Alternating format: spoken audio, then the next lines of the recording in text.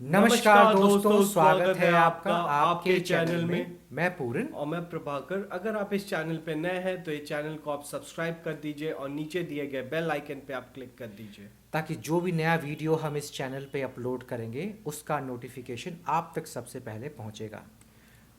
और अगर आपको ये वीडियो पसंद आए तो ये वीडियो पे आप कमेंट करके आप बताना कि आपको कैसा लगा। और जैसे कि आपको पता है कि आज से नवरात्रे शुरू हो चुके हैं, तो मेरे सारे प्रिय भाइयों और दोस्तों को जय माता जय दी। माता दी, जय माता दी सबको।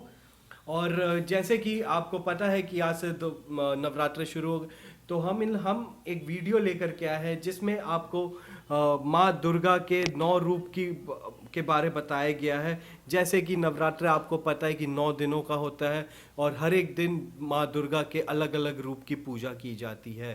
तो आज इस पावन अवसर पर हम लोग माँ दुर्गा के 9 रूप की वीडियो लेकर के आए हैं। ज़रूर मैं आप लोगों से अनुरोध करूंगा कि आप ये वीडियो ज़रूर देखें।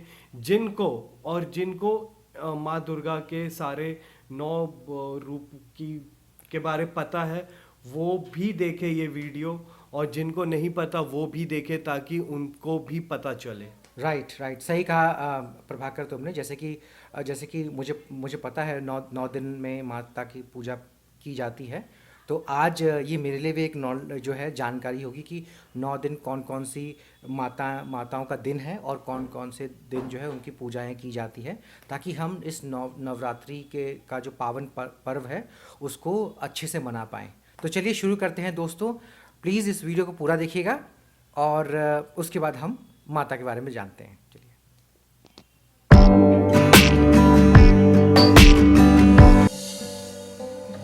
दोस्तों, आप सभी महामाई जगदम्बा देवी दुर्गा के बारे में तो जानते ही होंगे।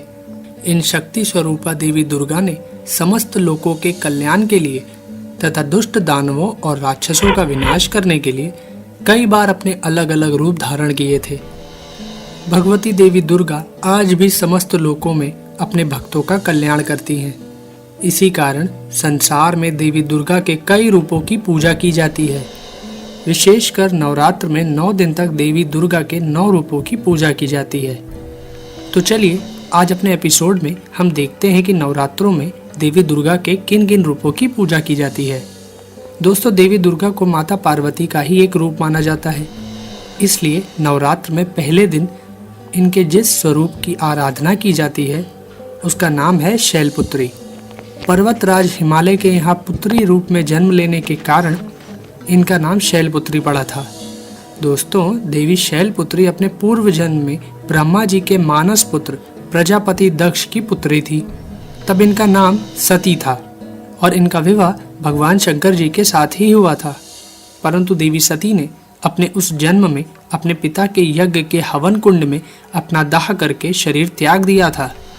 देवी सती का दूसरा जन्म शैलपुत्री के रूप में हुआ और इनका विवाह भी भगवान शंकर जी के साथ हुआ था। देवी शैलपुत्री को हम देवी हेमवती व देवी पार्वती के नाम से भी पुकारते हैं।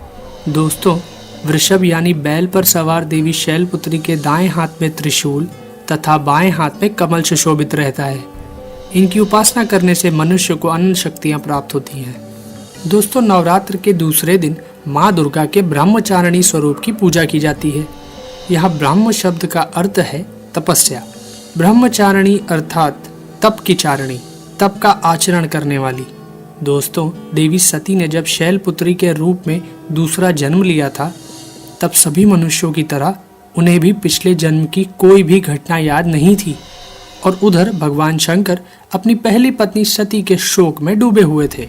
तब देवताओं ने भगवान शिव को शोक से उबारने के लिए शैलपुत्री को उनकी पत्नी बनाने का विचार किया और देवर्षि नारद को शैलपुत्री के पास भेजा।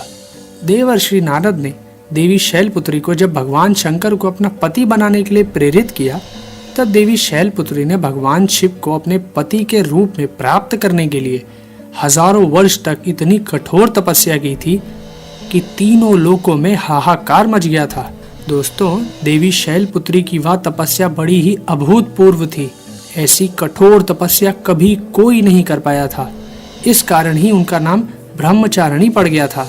देवी दुर्गा के इस ब्रह्मचारिणी स्वरूप के दाहिने हाथ में जप की माला तथा बाएं हाथ में कमंडल रहता है।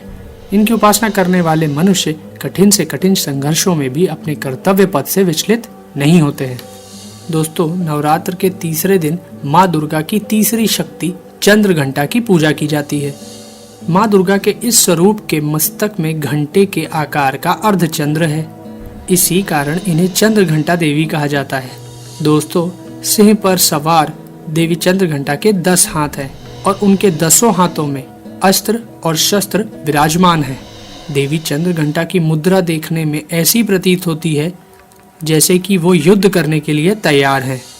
नवरात्र की दुर्गा उपासना में तीसरे दिन की पूजा का बहुत ही ज़्यादा महत्व है, क्योंकि देवी चंद्र घंटा शीघ्र फल देने वाली देवी है। इनकी भक्ति करने वालों को इनकी कृपा से जल्द ही अलौकिक वस्तुओं के दर्शन होने लगते हैं, दिव्य सुगंधों का अनुभव होने लगता है तथा तरह तरह की दिव्य ध्वनियां सुनाई पड़ने लगती हैं। कहते हैं ऐसे क्षणों में भक्तों को बड़ा सावधान रहने की आवश्यकता होती है। देवी चंद्र घंटा की साधना पूर्ण होने पर अति शीघ्र फल प्राप्त होता है। माँ चंद्र घंटा अपने भक्तों के समस्त पाप और बाधाएं नष्ट कर देती हैं। दोस्तों, माँ दुर्गा के चौथे स्वरूप का नाम है कुष्मांडा। जब हमारी इस सृष्टि का कोई अस्तित्व नहीं था, चारों तरफ सिर्फ अंधकार ही अंधकार था, तब इन्हीं आदिशक्ति माँ दुर्गा ने इस ब्रह्मांड की रचना की। अंड अर्थात ब्रह्मांड को उत्पन्न करने के लिए ही आदिशक्ति ने इस स्वरूप को कुष्मांडा देवी के नाम से पुकारा जाता है। इनका निवास सूर्य लोक के भीतर के लोक में है, तभी इनके शरीर की कांति और प्रभा सूर्य के ही समान है। इनके तेज की बराबरी कोई भी देवी देवता नहीं कर सकता है। इस ब्रह्मांड की सभी वस्तुओं और प्राणियों में स्थित तेज इन्हीं की छाया है। दोस्तों, सिंह पर सवार इन देवी कुष्मांडा की 8 भुजाएं हैं, इसलिए इन्हें अष्टभुजा देवी भी कहा जाता है। इनके हाथों में कमंडल, धनुष, बाण, कमल पुष्प, अमृत कलश, चक्र, गदा और सभी सिद्धियों तथा निधियों को देने वाली जपमाला है। नवरात्र के चौथे दिन माँ दुर्गा के इसी स्वरूप की उपासना की जाती है। संस्कृत में कुष्मांड कुम्हड़े यानी कद्दू को कहा जाता है। देवी कुष्मांडा को कुम्हड़े की बलि सर्वाधिक प्रिय है, इस कारण से भी यह कुष्मांडा कही जाती है। दोस्तों, माँ दुर्गा के इस स्वरूप की उपासना बड़े पवित्र तथा स्थिर मन से कुष्मांडा देवी के स्वरूप को ध्यान में रखकर की जानी चाहिए। इनकी उपासना से भक्तों के समस्त रोग शोक नष्ट हो जाते हैं और आयु, बल और आरोग्य की वृद्धि होती है। दोस्तों, नवरात्र के 5वें दिन माँ दुर्गा के जिस स्वरूप की पूजा की जाती है उस स्वरूप का नाम है स्कंद माता। दोस्तों, भगवान स्कंद कुमार, जिन्हें भगवान कार्तिकेय भी कहा जाता है, उनकी माता होने के कारण माँ दुर्गा के इस 5वें स्वरूप को स्कंद माता के नाम से जाना जाता है। इनके विग्रह में भगवान स्कंद जी बाल स्वरूप में इनकी गोद में बैठे होते हैं। स्कंद माता स्वरूपनी देवी की 4 भुजाएं हैं। दाहिनी तरफ की ऊपर वाली भुजा से इन्होंने भगवान स्कंद को गोद में लिया हुआ है और नीचे वाली भुजा में कमल पुष्प लिए हुए हैं। इसी तरह बाईं तरफ की ऊपर वाली भुजा वरमुद्रा में है तथा नीचे वाली भुजा में कमल पुष्प लिए हुए हैं। दोस्तों, स्कंद माता कमल के पुष्प पर विराजमान रहती हैं, इस कारण इन्हें पद्मासना देवी भी कहा जाता है। साथ ही इन देवी स्कंद माता का वाहन सिंह भी है। स्कंद माता की उपासना करने से बाल रूप स्कंद भगवान की पूजा स्वयं हो जाती है। यह विशेषता केवल इन्हीं देवी को प्राप्त है। दोस्तों, माँ दुर्गा के 6ठे स्वरूप का नाम है देवी कात्यायनी। पूर्व काल में कत नाम के एक महर्षि हुए थे, जिनके पुत्र हुए थे ऋषि कात्य। इन्हीं ऋषि कात्य के गोत्र में ऋषि कात्यायन उत्पन्न हुए थे। ऋषि कात्यायन ने बहुत वर्षों तक माँ भगवती की तपस्या की थी। उनकी इच्छा थी कि माँ भगवती उनके घर पुत्री के रूप में जन्म ले। दोस्तों, कहा जाता है कि जब दैत्य महिषासुर का वध करने के लिए भगवान ब्रह्मा, विष्णु और महेश तीनों ने अपने तेज के अंश से माँ दुर्गा को उत्पन्न किया था, तब महर्षि कात्यायन ने ही सर्वप्रथम उन देवी दुर्गा की पूजा की थी। इसी कारण से देवी दुर्गा का यह स्वरूप देवी कात्यायनी कहलाया और ऐसी मान्यता है कि इन्हीं देवी कात्यायनी ऋषि कात्यायन के यहाँ पुत्री के रूप में उत्पन्न हुई थी। दोस्तों, सिंह पर सवारी करने वाली देवी कात्यायनी का स्वरूप बड़ा ही भव्य तथा दिव्य है। इनकी 4 भुजाओं में दाहिने तरफ की ऊपर वाली भुजा अभय मुद्रा में है तथा नीचे वाली भुजा वर मुद्रा में है। बाईं तरफ की ऊपर वाली भुजा में तलवार तथा नीचे वाली भुजा में कमल पुष्प सुशोभित है। माँ देवी की इस कात्यायनी स्वरूप की पूजा नवरात्र के छठे दिन की जाती है। माँ कात्यायनी अपने भक्तों को चारों फल अर्थ, धर्म, काम और मोक्ष प्रदान करती हैं। दोस्तों, नवरात्र के 7वें दिन माँ दुर्गा के कालरात्रि स्वरूप की पूजा की जाती है। देवी कालरात्रि के शरीर का रंग घने अंधकार की तरह काला है। सर के बाल बिखरे हुए हैं और इनके 3 नेत्र हैं। इनकी नाक से अग्नि की भयंकर ज्वालाएं निकलती रहती हैं। गधे पर सवारी करने वाली देवी कालरात्रि के दाहिने तरफ की ऊपरी भुजा वर मुद्रा में है तथा नीचे वाली भुजा अभय मुद्रा में है। बाईं तरफ की ऊपर वाली भुजा में लोहे का कांटा है और नीचे वाली भुजा में खड़ग है। माँ कालरात्रि का स्वरूप देखने में अत्यंत भयानक है, परंतु यह सदैव शुभ फल प्रदान करती हैं। इसी कारण इनका नाम शुभंती भी है। दानव, दैत्य, राक्षस, भूत, प्रेत आदि इनके स्मरण मात्र से भयभीत होकर भाग जाते हैं। इनके भक्तों को अग्नि भय, जल भय, जंतु भय, शत्रु भय, रात्रि भय आदि कभी नहीं होते हैं। दोस्तों, माँ दुर्गा की 8वीं शक्ति का नाम है महागौरी। इनका रंग पूर्णतः गौर है। इनकी गौरता की उपमा शंख, चक्र, चंद्र और कुंद के फूल से दी गई है। देवी महागौरी की आयु 8 वर्ष की मानी गई है।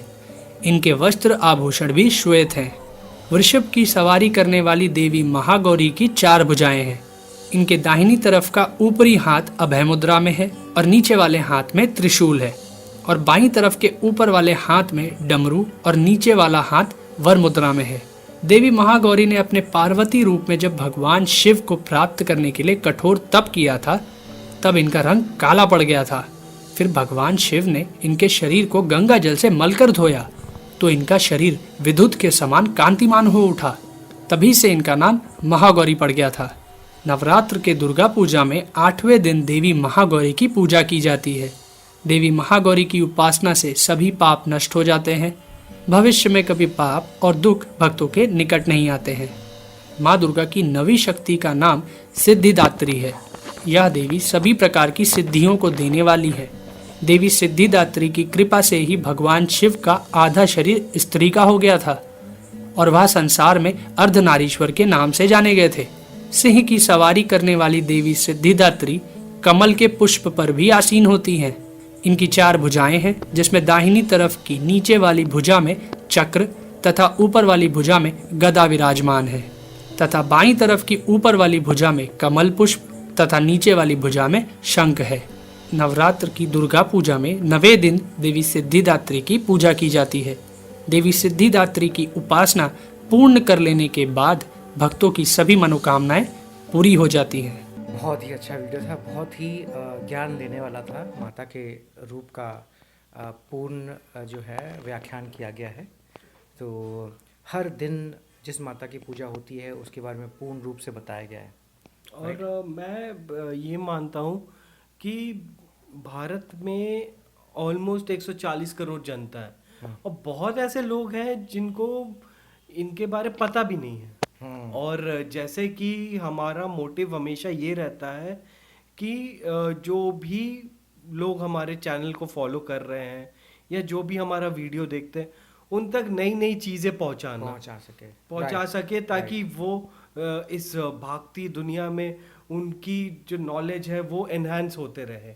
अब जैसे मुझे भी इसके बारे नहीं पता था, लेकिन अब जैसे नवरात्रे आज से शुरू हो रहे हैं तो अब मैंने कल ही इसके बारे मैं देखने लग गया यूट्यूब पे। तो मुझे ये जब मैंने देखा तब मैंने सोचा कि बहुत सारे लोग मेरे जैसे भी होंगे, हाँ, जिनको जो अवेयर नहीं होंगे माता के रूपों के बारे में। तो दोस्तों, उम्मीद करता हूँ कि ये वीडियो नवरात्रि के पावन अवसर पर आपको ये वीडियो दिखाया गया है और उम्मीद करता हूँ कि पूरी जानकारी आपको दी गई है इसमें माता के बारे में। और मैं धन्यवाद करता हूँ जिसने इस वीडियो को बनाया। आप भी दोस्तों इस पावन पर्व पर कमेंट बॉक्स पे जय माता दी ज़रूर लिखिएगा ताकि माता की कृपा हमेशा बने रहे आप पे।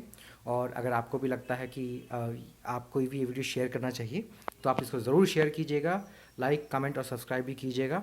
और ऐसे ही ये 9 दिन जो है माता की भक्ति में रहिए। तब तक मिलेंगे नेक्स्ट वीडियो पे, तब तक जय जय हिंद हिंद, जय जय भारत। भारत।